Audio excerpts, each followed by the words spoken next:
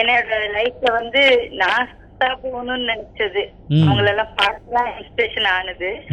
சில காரணங்களால கல்யாணம் முடிச்சு வச்சுட்டாங்க வீட்டுல.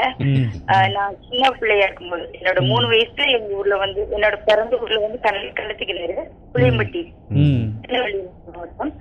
அங்க வந்து அப்பதான் முத கான்வென்ட் வந்தாங்க, கான்வென்ட் கட்டினாங்க. அங்க ஜோசின்னு ஒரு சிஸ்டர் ரொம்ப சின்ன வயசுல இருந்தாங்க. 25 வருஷம் எங்க ஊர்ல சர்வீஸ் பண்ணாங்க. ஆமா, நான் மேரேஜ் ஆகியும் ரொம்ப வருஷம் இருந்தாங்க. அவங்க இப்ப ஆந்திரால செட்டில் ஆயிருக்காங்க. அவங்க வந்து அவ்வளவு டெடிகேஷனா இருப்பாங்க. அப்போ வந்து எனக்கு ரொம்ப கிராமம்.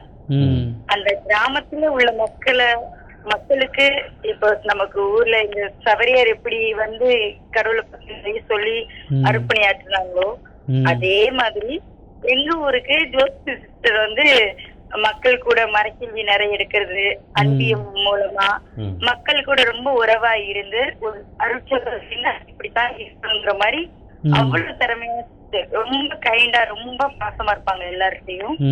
அதே மாதிரி எங்க ஊரை உண்டாக்குனதே ஒரு கத்தோலிக்க நல்லா வளர்த்தது அவங்கன்னு தான் நான் சொல்லுவேன். அதாவது நம்ம எப்பொழுதுமே ஒரு விஷயத்துக்கு நிறைய நேரத்தில் ஆசைப்படுவோம்.